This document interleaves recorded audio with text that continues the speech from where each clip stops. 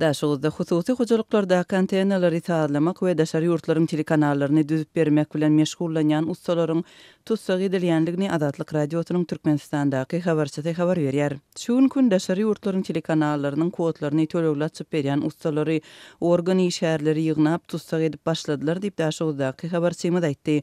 Onuň sözlerine görä hususy ustalar daşary ýurtlaryň petiklenen Sputnik telekanallarynyň tölegli hyzmatlaryny şol sanda dünýäniň kino we sport telekanallaryny elýeterli bahadan açyp berýärler. Munyň ortaça bahasy aýda 15 manada durýar.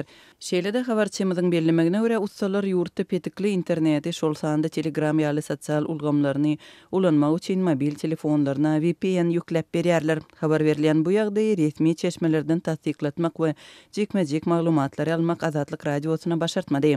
Orsiýetiň radioga Sputnigi Türkmenistana berýän signallaryny 2014-nji ýylda ýatyrypdy.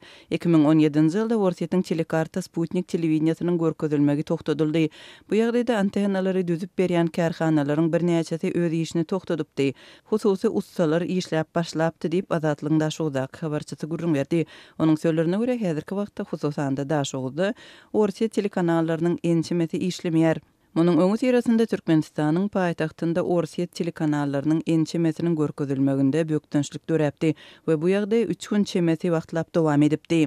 Azatlyk radiosynyň Aşgabatdaky habarçysy merkezleşdirilen kabel telewizionynyň müşterilerine Orsiýetiň ençeme telekanalynyň elýeterli dälligini 3-nji sentýabrda habar berdi.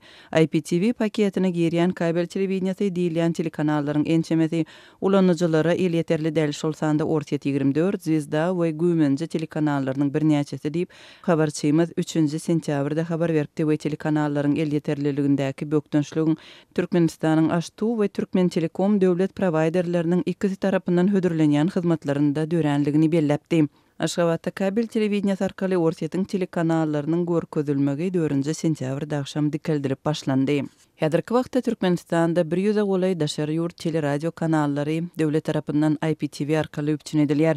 Şol burakda IPTV ýurduň welaýatlarynyň uly böleginde elýeterli däl. Hususanda daşygyň çäginde munyň üçin zerur öý telefon liniýalarynyň ilatynyň 5,9%-nyň hojalyklaryna çeklendigini, şol sebäpden regionda halkyň agrymly bölegine IPTV mümkinçilikleriniň elýeterli dälligini habarçylarymyz belliýärler. Soňky ýyllaryň dowamında Türkmenistanda ilatyň öz başlyk oturýan çanak antennalaryna garşy häkimetler tarapyndan giňden göreş alınıp barylýar.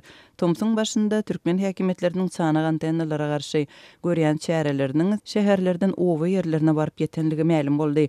Yerli häkimetleriň daşary ýurtlaryň telekanallaryny görmek üçin şert döredýän çanak antennalary aýyrmagy ýaşaýjylary mejbur etmek bilen bir wagtda ilada arasynda gürrüňdeşlik geçirilip çanak antennalary gurmazlygy mundan ozal bar bolan antennalary derhal aýyrmagy tapşyrýandygyny Azatlygyň Türkmenistandaky habarçylary we gürrüňdeşleri habar beripdi.